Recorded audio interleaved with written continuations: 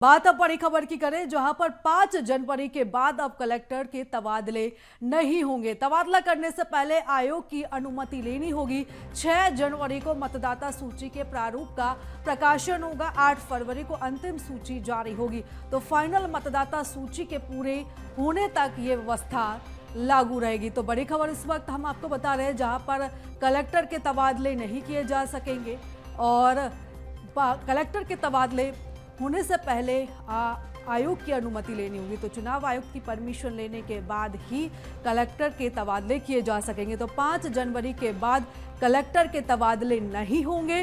तबादला करने से पहले आयोग की अनुमति लेना अनिवार्य होगा। 6 जनवरी को क्योंकि मतदाता सूची के प्रारूप का प्रकाशन होगा, 8 फरवरी को अंतिम सूची फाइनल होगी और फाइनल मतदाता सूची पूरे होने तक ये व्यवस्था मध्य प्रदेश में लागू रहेगी। किसी भी तरह के प्रशासनिक खासतौर पर कलेक्टर की बात करें तो कलेक्टर के तबादले अब नहीं किए जा सकेंगे और अगर कलेक्टर का तबादला करना है तो इसके लिए चुनाव आयुक्त से परमिशन लेनी होगी। चुनाव आयोग से परमिशन लेनी होगी। चुनाव आयोग जब परमिशन दे देगा उसी के बाद कलेक्टर्स के तबादले हो सकेंगे। और उस खबर पर ज्यादा जानकारी ले लेते हैं। संवाददाता विवेक राणा लगातार हमारे साथ बने हुए हैं, उनसे चर्चा करेंगे। विवेक, अब 5 जनवरी के बाद कलेक्टर्स के तबादले नहीं हो सकेंगे। जी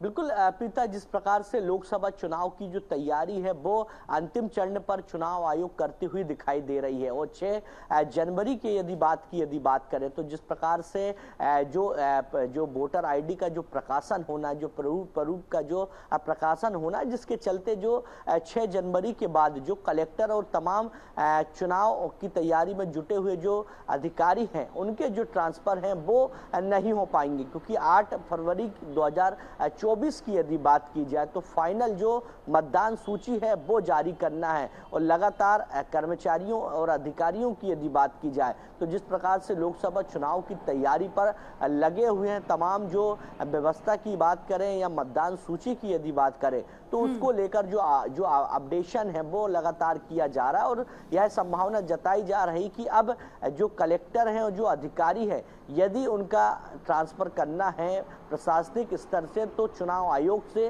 कहीं ना कहीं जो परमिशन है वो लेनी होगी। उसके बाद ही कलेक्टर और जो तमाम जो अधिकारी हैं जो निर्वाचन की तैयारी पर लगे हुए हैं उनका जो ट्रांसफर है वो हो सकेगा। यानी देखने वाली बात है कि 6 जनवरी के बाद से जिले के जो कलेक्टर है और जो अधिकारी है उनके जो ट्रांसफर की जो प्रक्रिया में निर्वाचन आयोग की जो भूमिका बड़ी महत्वपूर्ण रहेगी। जी बिल्कुल विवेक, यानी कि महत्वपूर्ण भूमिका यहाँ पर नजर आएगी। बने रहिएगा विवेक, हम आगे भी आपके साथ चर्चा करेंगे।